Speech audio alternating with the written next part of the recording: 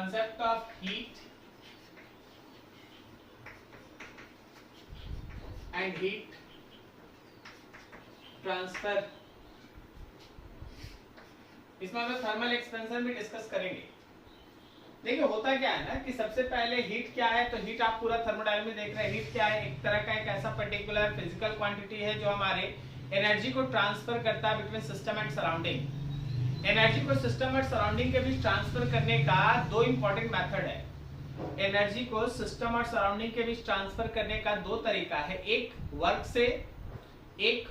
से और दूसरा हीट की मदद से। तो हमारे पास जब कभी भी आप सिस्टम या सराउंडिंग के बीच हीट का ट्रांसफर करते हैं, इनडायरेक्टली बोला जाए तो आप एनर्जी का ट्रांसफर करते हैं। किसी भी पर्टिकुलर बॉडी में हीट कितना है, ज्यादा है या कम है, इसका मेजरमेंट आप उसके टेम्परेचर से करते हैं। ठीक है, तो टेम्परेचर जैसा कि आप बेसिक डेफिनेशन जानते हैं, temperature is the measurement of degree of hotness और coldness of any body. Heat क्या हुआ, तो heat is a process of transfer of energy between system and surrounding. Another process कौन है, वर्क है। एनर्जी को सिस्टम और सराउंडिंग के बीच ट्रांसफर करने का दो तरीका है, उसमें से एक हीट है और एक हम लोगों के पास वर्क है। तो अभी देखिए जैसे आपके काम का चीज है temperature, use to measure degree of hotness or coldness of any body। बिल्कुल सब जानते हैं आप लोग, लेकिन देखिए जो यहाँ पे एक इंपॉर्टेंट काम है वो टेम्परेचर का स्केल।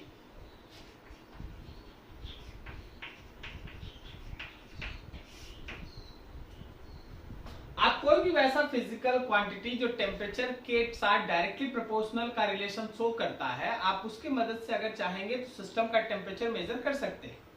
जब भी आप टेम्परेचर का कोई भी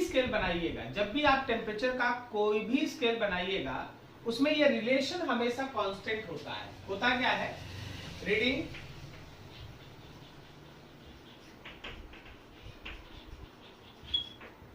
in that scale minus lower freezing point को है, आइस पॉइंट बोल लो इसको, आइस पॉइंट जहां आइस बनता है, डिवाइडेड बाई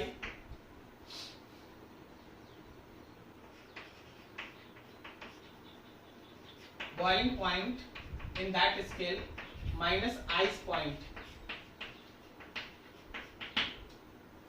इसको आप दूसरे तरीके से ऐसे भी लिख सकते हैं कि जब भी आप किसी भी टेम्परेचर का स्केल बनाते हैं, उस टेम्परेचर स्केल में जो रीडिंग होता है माइनस हर एक स्केल में आइस एक टेम्परेचर पे बनता है, तो वो आइस पॉइंट कहलाता है।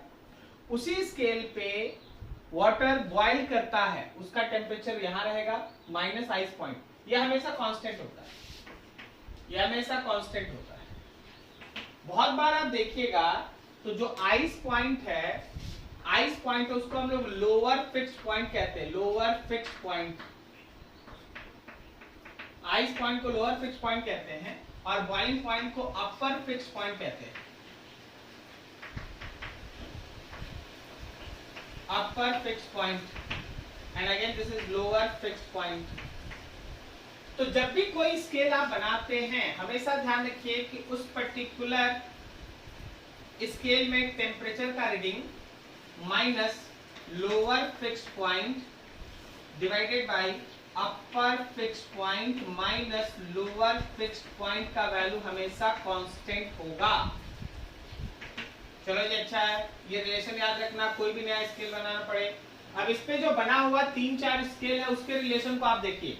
इस पे जो बना हुआ 3-4 स्केल है जो आप यूज करते हैं, एक है degree centigrade, temperature in degree centigrade minus degree centigrade का आइस पॉइंट होता है 0, बॉइलिंग पॉइंट होता है 100 माइनस 0 इज इक्वल्स टू, जब आप केल्विन स्केल लेंगे तो केल्विन का आइस पॉइंट होता है 273, फिर उसका अपर फिक्स पॉइंट होता है 373, लोअर फिक्स पॉइंट होता है 273।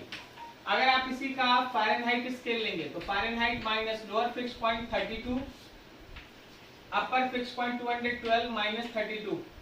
अगर आप इसी का र्यूमर स्केल लेंगे तो rumour minus lower fix point 0, अपर फिक्स पॉइंट 80। तो आप ये 4 स्केल ऐसा है जो प्रैक्टिकली यूजफुल होता है, कहीं कहीं भी क्वेश्चन आते रहता है। अदरवाइज अगर कोई नया स्केल बनाना है, you have to rely on this relation. इसको थोड़ा सा शॉर्ट कर देते हैं। क्या हम लोग इसी को ऐसे लिख सकते हैं, temperature in degree centigrade divided by 100 is equal to temperature in Kelvin minus 273 by 100 is equal to temperature in Fahrenheit minus 32 divided by 180 is equals to temperature in Reaumur minus divided by 80। आप चाहेंगे तो आप इस particular relation को भी है ना use करेंगे, जब जिस नए सीक्वेंस में कन्वर्ट करना है कर लो। चलो जरा एक क्वेश्चन कर लेते हैं इस पर। क्वेश्चन है ऐसा, for any new scale of temperature whose lower fixed point 40 and upper fixed point 100, find reading of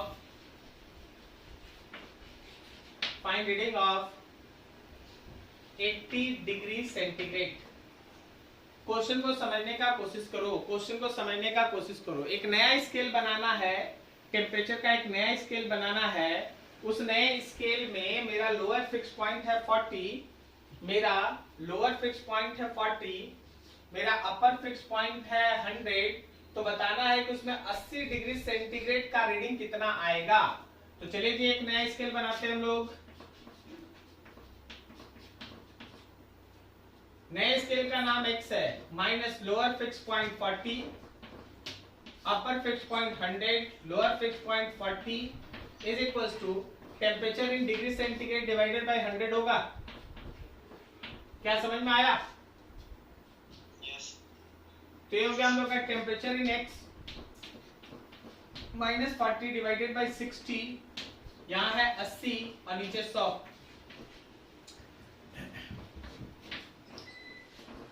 x minus 40 is equal to 48। तो उस नए x स्केल में टेम्परेचर का रीडिंग होगा 88।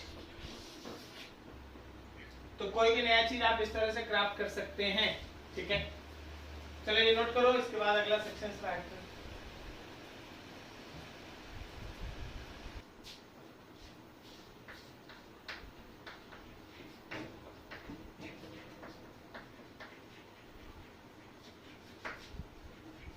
Thermal expansion.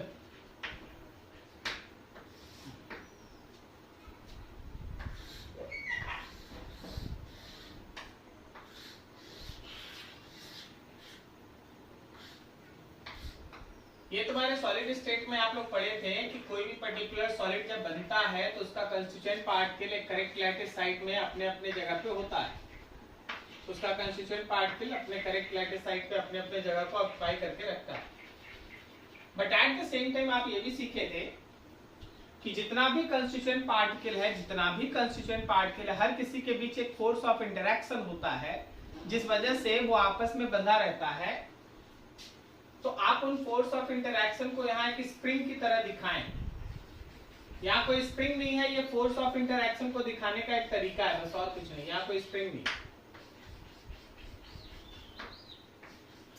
हर एक कंस्टिट्यूएंट पार्टिकल इस तरह से आपस में बंधा हुआ है।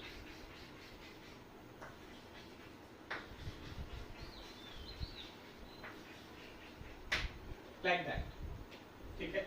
ऐसा जब आपके पास ये रहा आपका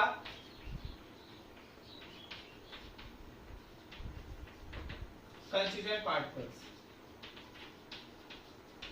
and this is force of interaction, ये फोर्स ऑफ इंटरैक्शन है जो उनके बीच एग्जिस्ट करता है। अब देखिए यहाँ पे जो मेरा कंस्टिट्यूएंट पार्टिकल है उसके पास एक खास तरह का मोशन भी होता है। ऐसा मत सोचना कि सॉलिड के अंदर जो कंस्टिट्यूएंट पार्टिकल है वो फिक्स्ड होता है, वो एक्चुअली अपने मीन पोजीशन के आगे पीछे वाइब्रेट करता रहता है। तो जो भी आपको कंस्टिट्यूएंट पार्टिकल दिख रहा है ना, source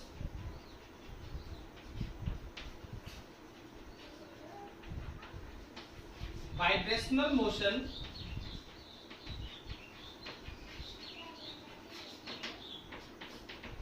about its mean position,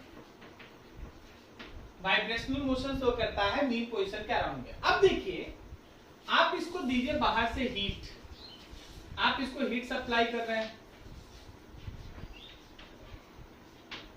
जब आप इस पर्टिकुलर सॉलिड को बाहर से हीट सप्लाई करते हैं, जब आप इस पर्टिकुलर सॉलिड को बाहर से हीट सप्लाई करते हैं तो तुम्हारे सप्लाई किए गए हीट का दो हिस्सा हो जाता है, तुम्हारे सप्लाई किए गए हीट का दो हिस्सा हो जाता है।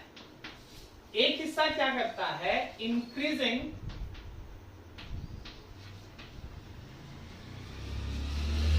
Separation between constituent particle. So अब सोचो, अगर कंस्टिट्यूएंट पार्टिकल के बीच का सेपरेशन बढ़ रहा है तो स्प्रिंग, जो स्प्रिंग हम दिखा रहे हैं उसमें इलोंगेशन बढ़ रहा है। तो इलोंगेशन बढ़ने का मतलब है कि potential energy increases. So potential energy between constituent particle increases. और दूसरा क्या होता है, दूसरे हिस्सा का काम क्या है, increasing vibrational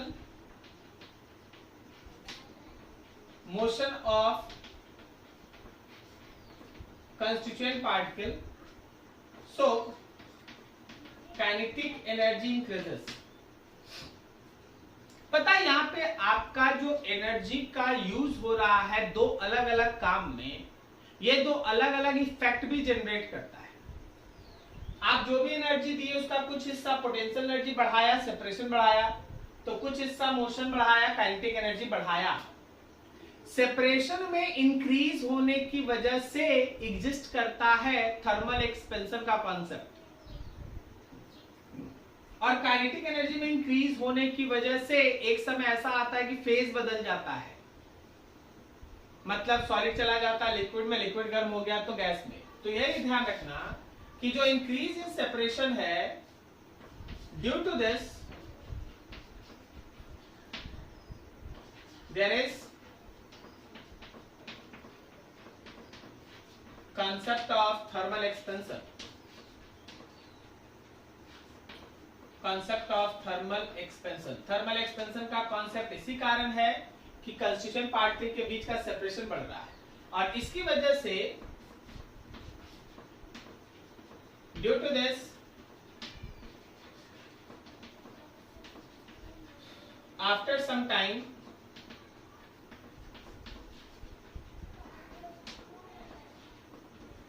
phase will change, कुछ समय के बाद फेज बदल जाता है, ठीक है ना।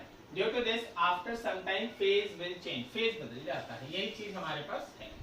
तो देखिए ये आपके पास अभी जो आप डिस्कस करने जा रहे हैं that all belongs to this category. आप जो भी हीट देते हैं उसका एक हिस्सा क्या करता है, कंस्टिट्यूएंट पार्टिकल के बीच के डिस्टेंस को चेंज करता है, उसी वजह से डायमेंशन में चेंज होता है। That concept is called thermal expansion. Basically आप इस थर्मल एक्सपेंशन को तीन अलग अलग कैटेगरी में डिवाइड करके पढ़े हैं। One is called linear expansion, second is called superficial expansion, next is called volumetric expansion, cubical expansion. आप जानते हैं ये तीनों? Yes, sir. चलो तो फिर छोटा सा उस पे है ना काम का चीज लिख देते हैं, फिर आगे बढ़ते हैं, ठीक है।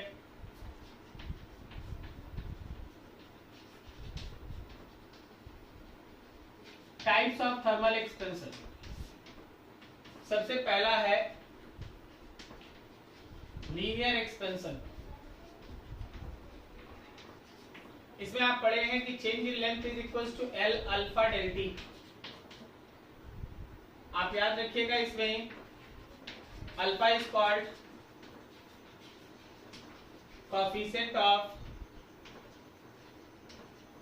Linear expansion, alpha is called coefficient of linear expansion. दूसरा हम लोग के पास है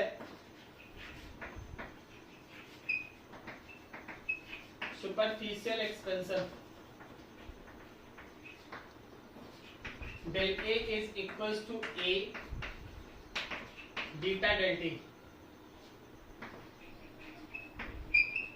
where beta equals to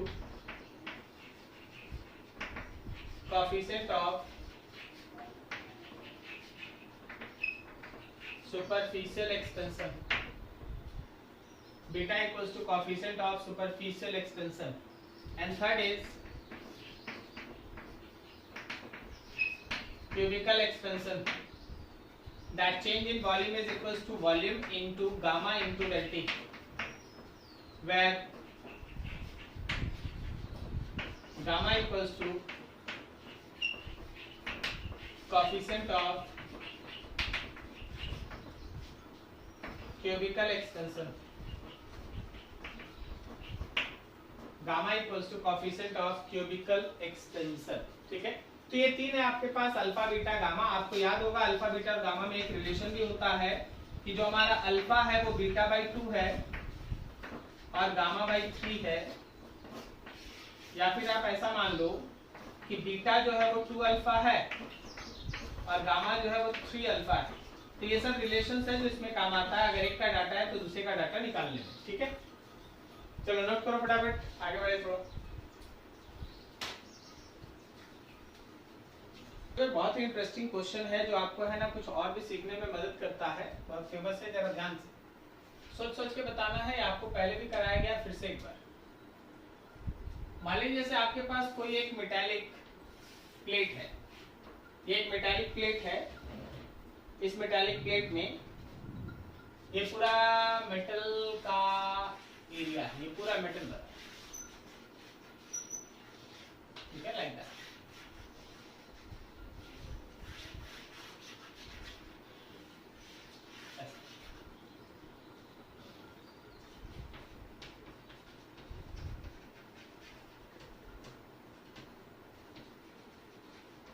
metallic plate, इस मेटालिक प्लेट में आप है ना 2 होल करके रखे हैं, मेटल का 2 होल। यहाँ पे देखिएगा, ये एक है होल और यहाँ पे एक दूसरा होल।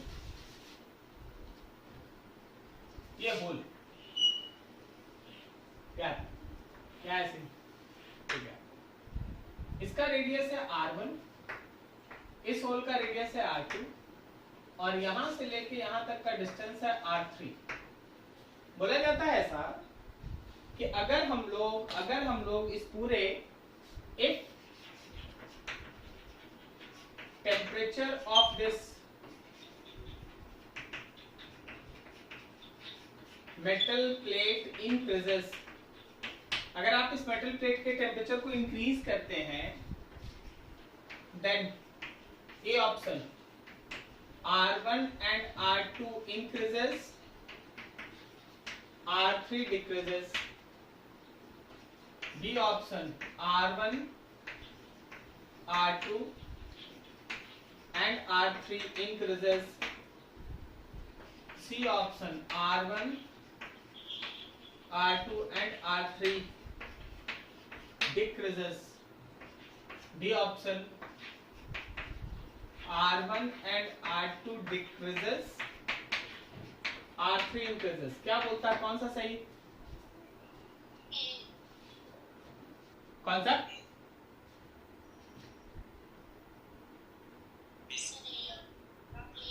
अच्छा, ए किसका है?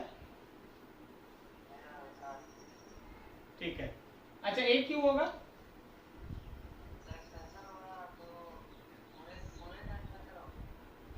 पूरे का, अगर पूरे का एक्सपेंशन होगा तो R3 का भी तो एक्सपेंशन होगा ना। Actually correct answer is B. देखो एक्सपेंशन का मतलब यहाँ ये है कि यहाँ हर किसी का एक्सपेंशन होगा, एकदम सही बोल रहा था। एक्सपेंशन मतलब क्या, देख यहाँ पे जो सरकमफ्रेंस पे कंस्टिट्यूएंट पार्टिकल है उन सब के बीच का डिस्टेंस बढ़ेगा। अगर उन सभी के बीच का डिस्टेंस बढ़ेगा तो R1 बढ़ेगा। सिमिलरली इनके सरकमफ्रेंस पे जितना भी कंस्टिट्यूएंट पार्टिकल है सबके बीच का डिस्टेंस बढ़ेगा तो R2 बढ़ेगा। और यहाँ भी जितना कंस्टिट्यूएंट पार्टिकल है हर किसी के बीच का डिस्टेंस बढ़ेगा तो R3 बढ़ेगा। तो आप हमेशा तो याद रखिएगा कि इस केस में जो है वो पूरा का पूरा एक्सपेंशन होता है। ऐसा मान के चलो कि आपके पास ये जो मेटल प्लेट है, अगर आप टेम्परेचर को बढ़ाते हैं तो ये है ना बड़ा होता है, इसका हर एक चीज, हर एक डायमेंशन जो आपको इसमें दिखाई दे रहा है सब इंक्रीज करता है। तो चाहे वो अंदर वाला होल का रेडियस R1 हो, R2 हो, या फिर होल्स के बीच का गैप हो, R3 हो, सब इंक्रीज ही करेगा। क्या आप समझ पा रहे हैं? ठीक है ना? तो बेसिक थीम एकदम सिंपल है कि पार्टिकल्स के बीच का सेपरेशन बढ़ाओ। पार्टिकल्स के बीच का सेपरेशन जैसे ही तुम बढ़ाएगा you get this answer B. ठीक है, अब देखिए थोड़ा और आगे बढ़ते हैं। मान लीजिए जैसे सपोज हम लोगों के पास ये एक सिंपल पेंडुलम है जिसमें लेंथ L है, बॉब। अब आप देखिए किसी एक टेम्परेचर θ1 पे इसका टाइम पीरियड है T1 और किसी दूसरे टेम्परेचर θ2 पे इसका टाइम पीरियड है T2। सोच के बताओ, अगर θ1 से θ2 बड़ा है तो टाइम पीरियड पे क्या इफेक्ट पड़ा?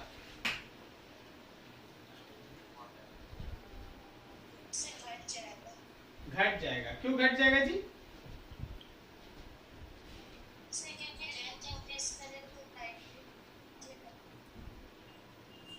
लेंथ इंक्रीज करेगा तो टाइम पीरियड बढ़ जाएगा ना। T equals to 2 pi under root L by g. T equals to 2 pi under root L by g. तो L बढ़ेगा तो T बढ़ेगा ना। तो अगर आप टेम्परेचर को इंक्रीज करते हैं तो टाइम पीरियड इंक्रीज कर जाएगा। सही है? क्या समझे आप? ठीक है, अब जरा गौर करना। मान लो ठीक है ना, let del theta is change in temperature. मान लो डेल थीटा टेम्परेचर का चेंज है, तो जरा एग्जैक्ट कैसे होगा वो देख लो।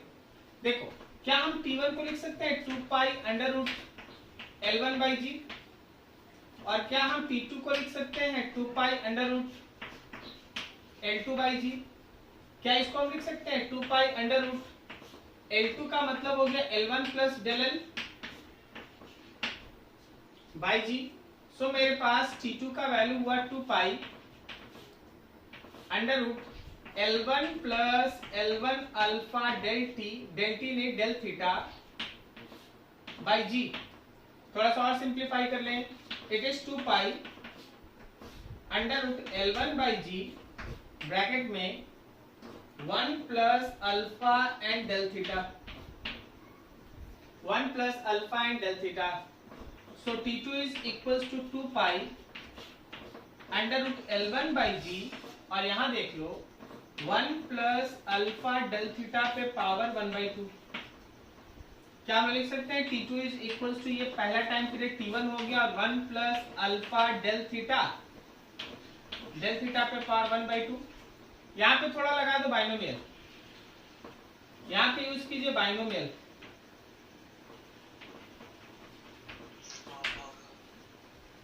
तो बाइनोमियल की वजह से 1/2 बाहर आगे आके मल्टीप्लाई हो जाएगा ना।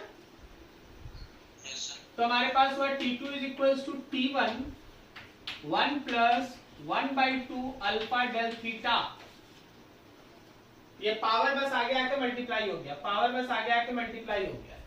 सो तुम अगर चाहो तो ऐसे लिख सकता है कि T2 by T1 is 1 plus half alpha del theta, 1 को इधर भेज दो। T2 by T1 minus 1 is equals to 1/2 alpha del theta. तो लेफ्ट हैंड साइड में हो गया T2 minus T1 by T1 is 1/2 alpha and del theta. क्या ऊपर में लिख सकते हैं change in temperature, sorry change in time period divided by initial time period is 1/2 alpha and del theta. चाहिएगा तो डायरेक्ट इस रिलेशन को याद रखिए। कोई भी सिंपल पेंडुलम का टेम्परेचर अगर डेल थीटा से आप चेंज करेंगे, कोई भी सिंपल पेंडुलम का टेम्परेचर अगर आप डेल थीटा से चेंज करेंगे तो उसके टाइम पीरियड का चेंज आप ऐसे निकाल सकते हैं। थोड़ा सा इस रिलेशन पे भी गौर कर ले।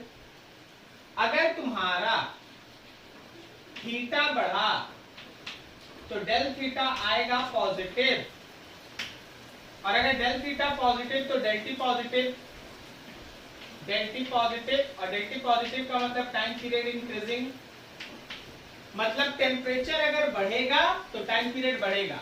लॉजिकली हम लोग पहले भी बात कर चुके हैं कि अगर टेम्परेचर बढ़ेगा तो लेंथ बढ़ेगा, और लेंथ बढ़ने की वजह से टाइम पीरियड बढ़ेगा। एग्जैक्टली कितना बढ़ेगा, तो एग्जैक्टली कितना बढ़ेगा, यूज दिस रिलेशन। अगर हम किसी सिंपल पेंडुलम के टाइम पीरियड, सिंपल पेंडुलम के टेम्परेचर में 20 डिग्री सेंटीग्रेड का चेंज करते हैं, इंक्रीज कर देते हैं, तो उसका टाइम पीरियड पे कितना इंक्रीज होगा, you can find this from this. Similarly यहां से आगे भी आप बढ़ सकते हैं, ठीक है। अगर आपका थीटा घटा, डेल थीटा डिक्रीज किया, तो मेरा डेल टी भी डिक्रीज करा, मतलब टाइम पीरियड डिक्रीज किया, ठीक है। This is all about the relation. Note करो फटाफट और आगे बढ़ते हैं। देखिए समझ,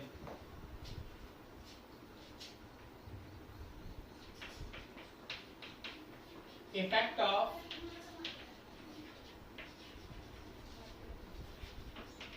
change in temperature on density। थोड़ा पहले लॉजिकल बात कर लेते हैं। टेम्परेचर अगर बढ़ाएंगे तो डेंसिटी का क्या होगा, ये सोच के बताओ।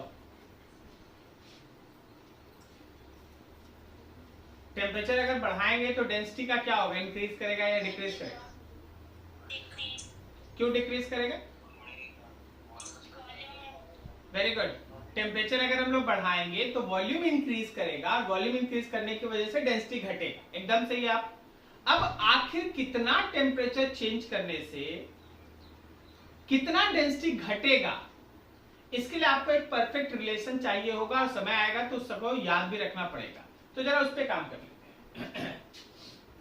क्या हम लोग ऐसे लिख सकते हैं, density initial is equals to mass by volume initial, and density final is equals to mass by volume final, ठीक है। so अगर हम लोग यहां से कुछ प्रोसीड करना चाहें तो हम लोग लिख सकते हैं volume final is equals to volume initial plus del V. देखते चलना, volume final is equals to volume initial, और डेल वी को लिख सकते हैं ना volume initial gamma and del T. तो volume final is equals to volume initial को भाई कॉमन ले लो, 1 plus gamma and del T, this is the value.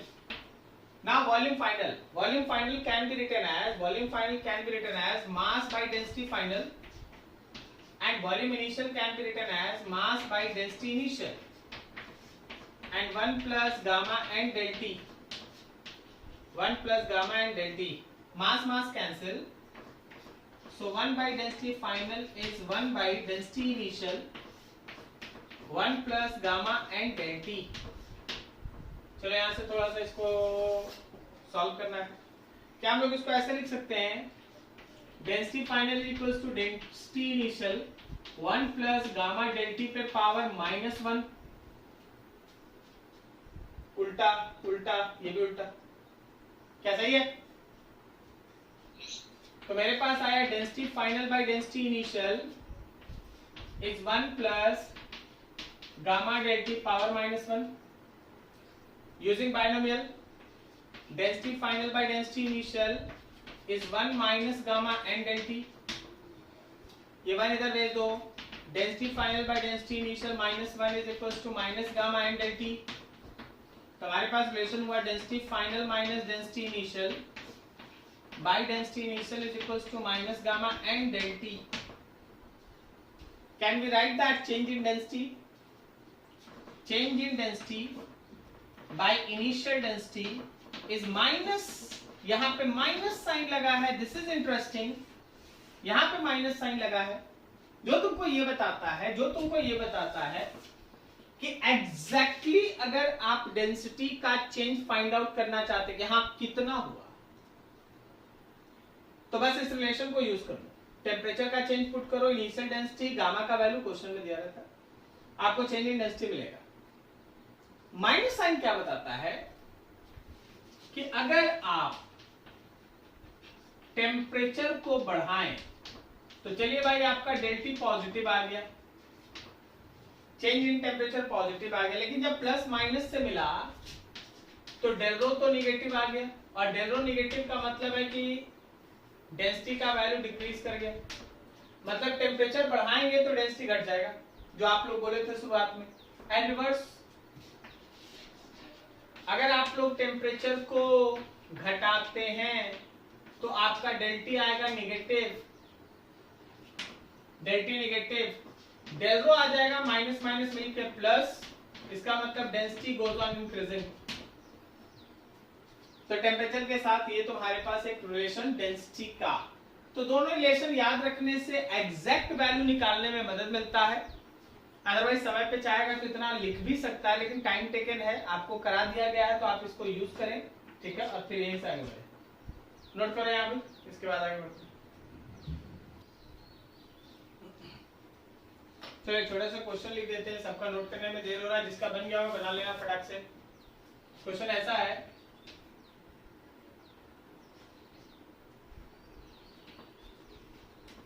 a cubical box of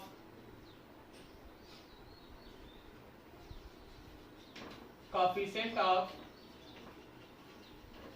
linear expansion 1 into 10 to the power minus 3 per degree centigrade, 1 into 10 power minus 3 per degree centigrade.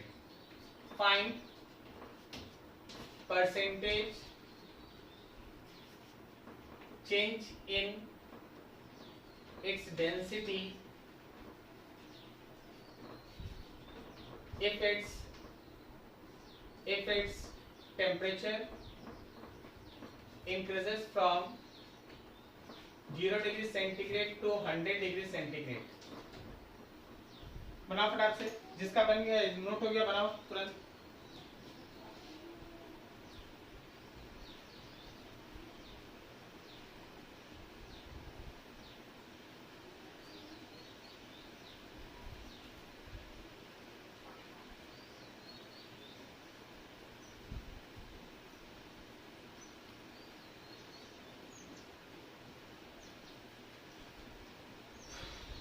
आ गया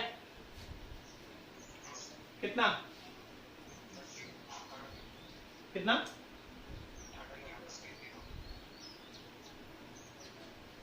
सुनाई नहीं दिया?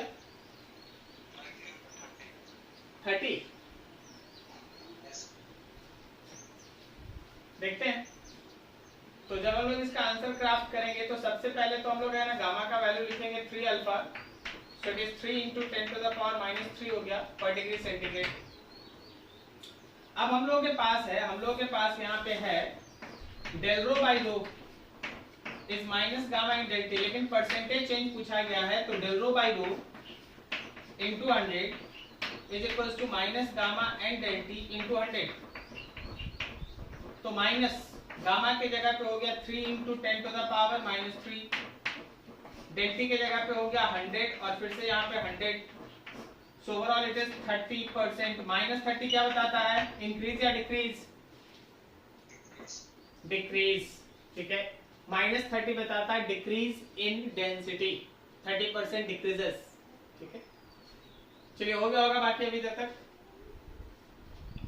आगे बढ़ते। Next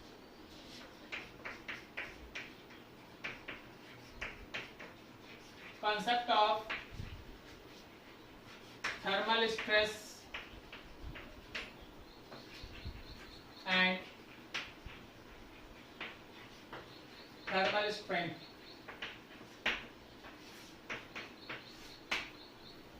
thermal stress and thermal strength।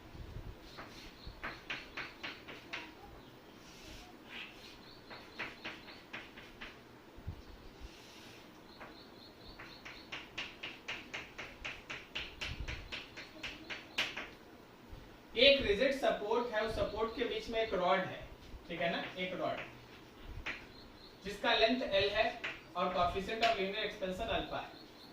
अगर हम लोग इसको गर्म करते हैं, मान लो हम लोग इसको बाहर से हीट करते हैं और हीट करके इसका टेम्परेचर डेल्टी से चेंज कर देते हैं, तो रिजिड सपोर्ट होने की वजह से वो एक्सपेंड तो कर सकेगा नहीं, क्योंकि सपोर्ट उसको एक्सपेंड करने नहीं देगा। लेकिन अगर आप थ्योरेटिकली चलिए तो आपके पास मिलेगा कि change in length is equals to L alpha del T. अब जब आप इस चेंज इन लेंथ में इनिशियल लेंथ से डिवाइड करते हैं तो alpha del T del L by L is equals to alpha del T. Del L by L को क्या हम लोग लिख सकते हैं? Strain. It is called thermal strain and your thermal strain is alpha del T। Temperature के change की वजह से किसी बॉडी में जो स्ट्रेन डेवलप हो सकता है, that is thermal strain is equals to alpha into del T. आप सीधा अल्फा को डेल टी से मल्टीप्लाई करके किसी बॉडी का existing thermal strain find out कर सकते हैं, थर्मल स्ट्रेन। अब आप इस थर्मल स्ट्रेन की मदद से थोड़ा आगे बढ़े। हम लोग ऐसा पढ़े हैं, Young's modulus is equals to stress by strain, यही पढ़ा है।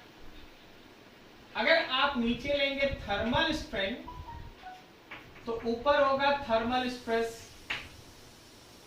Thermal stress by thermal strain is equals to Young's modulus. So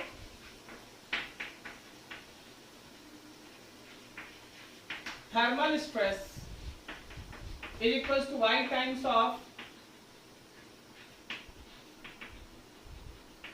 thermal strain।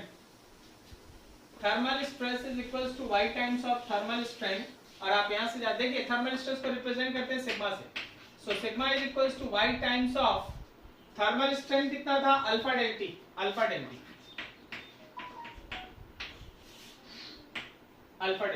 ये रहा हम लोग का थर्मल स्ट्रेस का इक्वेशन।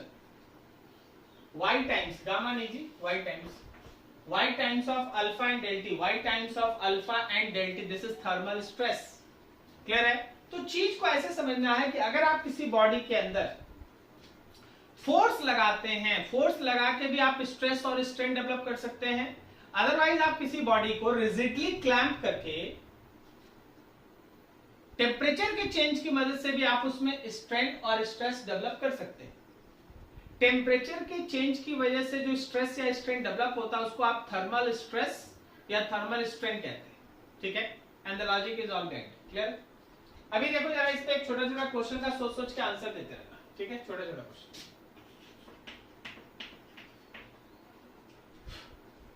मेरे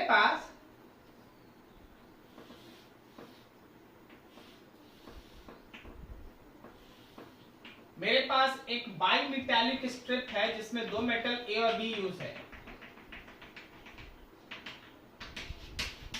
ऊपर में मेटल ए है, नीचे में मेटल बी है। ऊपर में मेटल ए है, नीचे में मेटल बी है, लाइक दैट, ए और बी, लाइक दैट।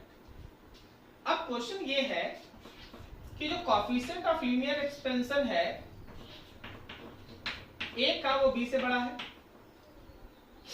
देन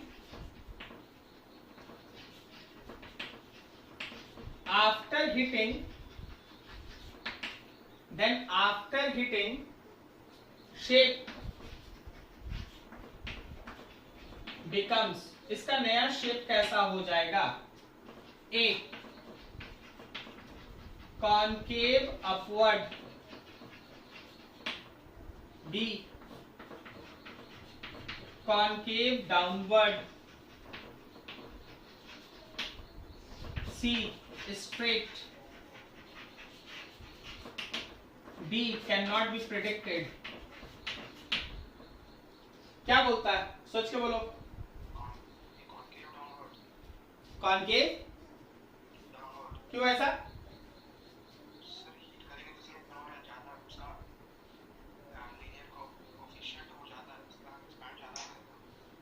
तो हम लोगों को ऐसा शेप लेना पड़ेगा ताकि ए बड़ा और बी छोटा दिखे। क्या सही है? एकदम सही बोला। ऐसा शेप हो जाएगा जिसका ऐसे शेप जब आप बनाएंगे तो आपको खुद दिखेगा कि ए का शेप जो है वो ज्यादा बड़ा है और बी का कम है। ए बी मतलब कॉन्केव डाउनवर्ड। क्या आप समझ पा रहे फिगर? ए का लेंथ ज्यादा बढ़ेगा बी से, तो आपको ऐसा शेप चुनना पड़ेगा जिसमें ए बड़ा दिखे और बी छोटा, and that is the answer. अगला देखो,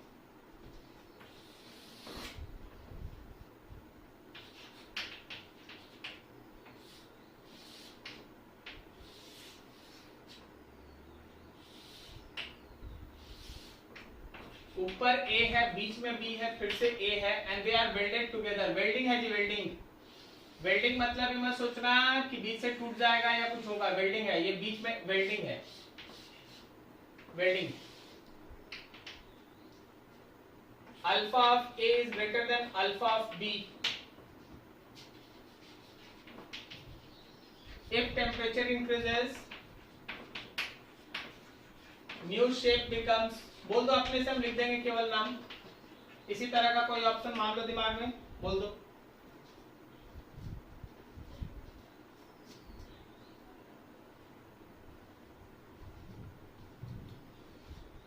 नीचे भी है सर। हाँ हाँ, ए है, ए है, ऊपर भी है, नीचे भी है, बीच में क्या स्ट्रेट है। स्ट्रेट ही रहेगा?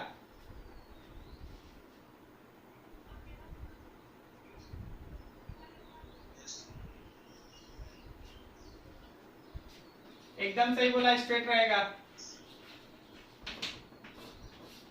स्ट्रेट ही रहेगा।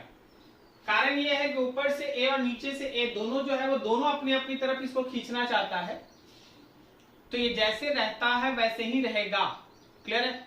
अगर इसका टेम्परेचर का चेंज डेल्टी है, इफ डेल्टी इज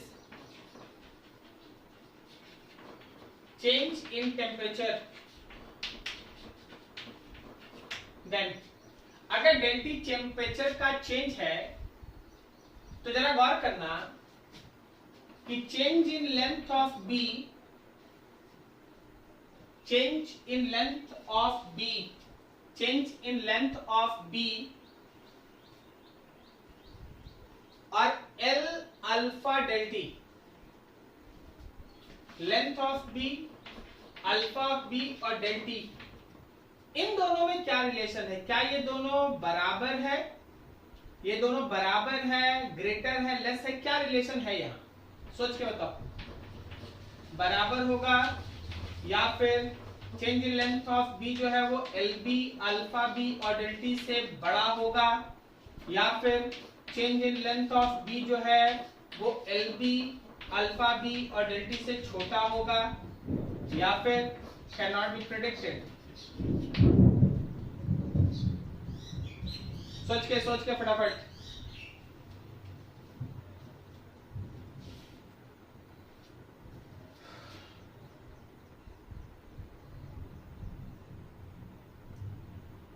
बोलिए जी, बोलिए। बड़ा हो जाएगा? क्यों बड़ा हो जाएगा? ये बोल रहा है क्या? हाँ, क्यों बड़ा हो जाएगा?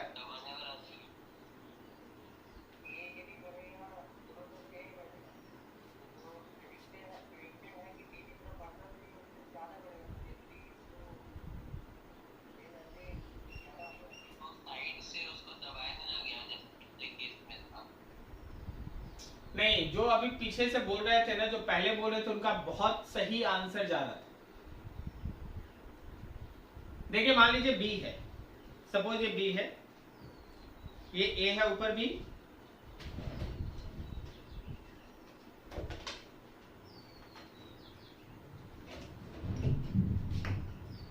ये ऊपर और नीचे ए है और बीच में है ना ये बी है।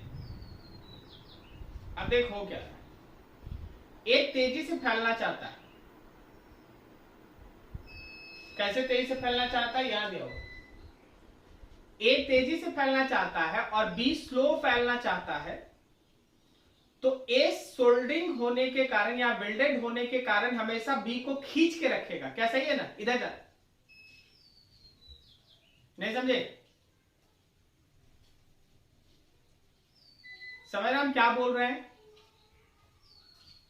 अच्छा ठीक है, नोट करो, थोड़ा हम एक फिगर बनाएंगे तभी क्लियर होगा। नोट करो,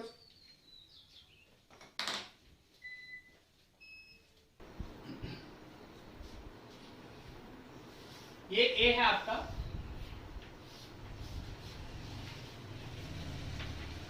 थोड़ा बी को हम अलग बना देते हैं जबकि है सब साथ में। ये बी है, ये ए है।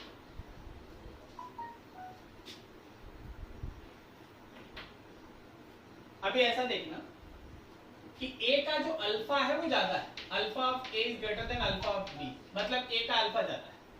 अगर ए का अल्फा ज्यादा है तो ए एक्सपेंड होना चाहता है ज्यादा, ये ए एक्सपेंड होना चाहता है ज्यादा, तो ध्यान रखना कि ए का जो सिग्मा है, ए का जो फोर्स है, फोर्स एक्सर्टेड बाय ए इधर है, तो क्या वो बी को खींचेगा आगे की तरफ? ए का फोर्स बी पे, सिमिलरली यहां ए एक्सपेंड होना चाहता है तो वो भी खींचेगा ना, फोर्स ऑन, फोर्स किस पे लग रहा है? बी पे। किसके कारण लग रहा है? ए के कारण। This is force on B, किसके कारण? ए के कारण।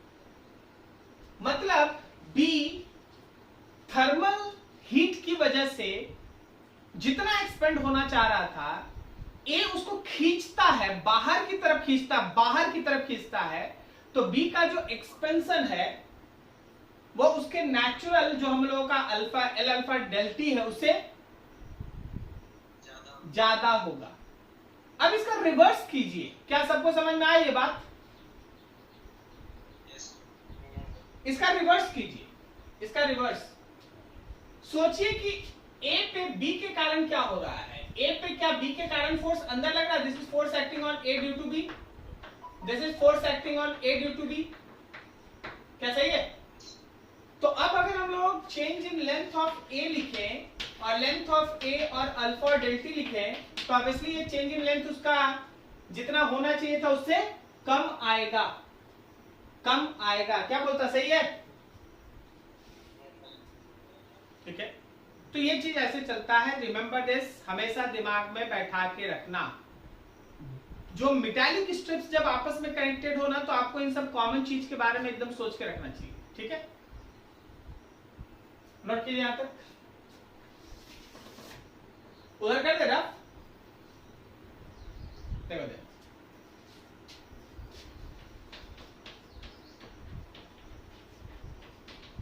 कॉन्सेप्ट ऑफ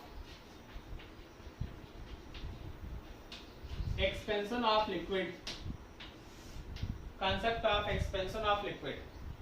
लिक्विड के एक्सपेंशन में सबसे इंपॉर्टेंट बात क्या होता है ना, कि लिक्विड अकेले गर्म होता ही नहीं है। लिक्विड हमेशा किसी कंटेनर में रखा रहता है तब गर्म होता है। इसका मतलब उसी एक इंस्टेंट पे लिक्विड भी एक्सपेंड करेगा, तो जिस कंटेनर में वो रखा है वो भी एक्सपेंड करेगा। क्या तुमको समझ में आया? ठीक है ना? जब आप किसी कंटेनर के अंदर किसी लिक्विड को रखते हैं,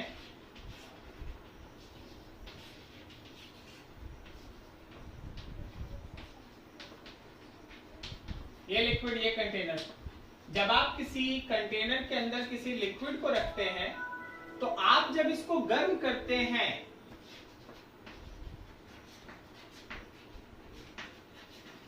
supply of heat, then liquid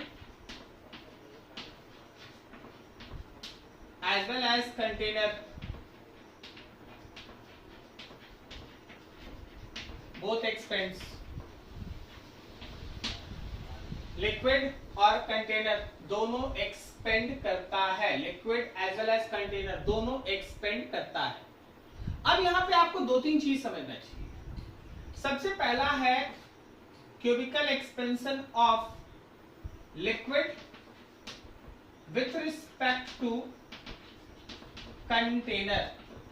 container के रिस्पेक्ट में लिक्विड कितना एक्सपेंड किया, this is always equals to cubical expansion of liquid minus cubical expansion of container.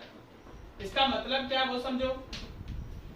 मान लो जैसे अगर हम लोग डेल्टी टेम्परेचर का चेंज करें और कंटेनर का एक्सपेंशन है 3 यूनिट और लिक्विड का एक्चुअल एक्सपेंशन है 4 यूनिट। कंटेनर का 3 था, लिक्विड का 4 है। तो कंटेनर के रिस्पेक्ट में लिक्विड का एक्सपेंशन कितना है? 1 यूनिट। कंटेनर के रिस्पेक्ट में लिक्विड का एक्सपेंशन है 1 यूनिट। क्या आप समझ पा रहे हैं? तो हमेशा ध्यान रखना कि जब भी आप यहां पे क्यूबिकल एक्सपेंशन का कॉफिशिएंट यूज करते हैं, liquid with respect to container is actual expansion of liquid minus actual expansion of container. ये कॉन्सेप्ट चलता है, ठीक है। अब यहां से 2-3 चीज बहुत लॉजिकल होगा, सोचने वाला होगा, जरा ध्यान से देखते चलें।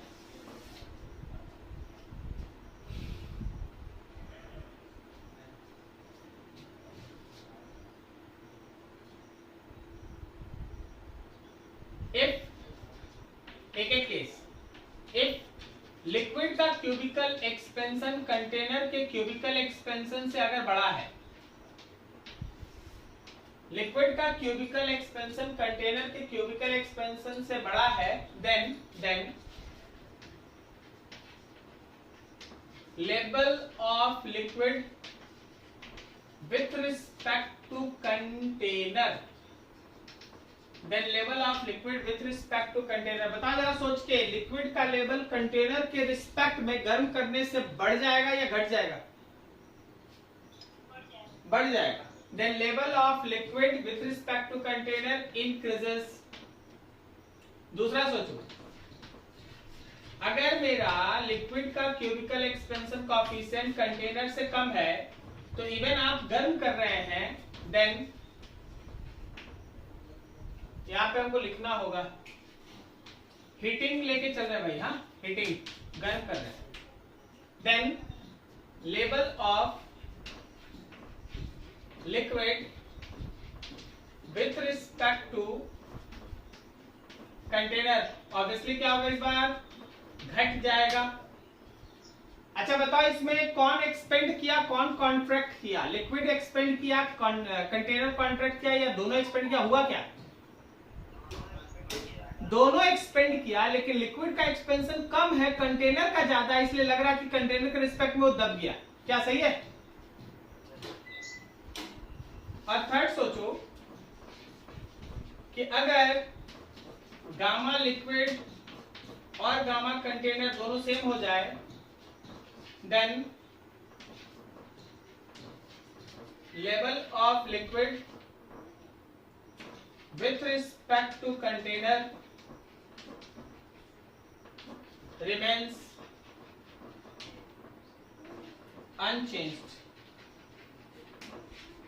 Then level of liquid with respect to container remains unchanged. आप गर्म कीजिए, ठंडा कीजिए, फर्क नहीं पड़ता है, जो लेवल लिक्विड का होगा वही रहेगा।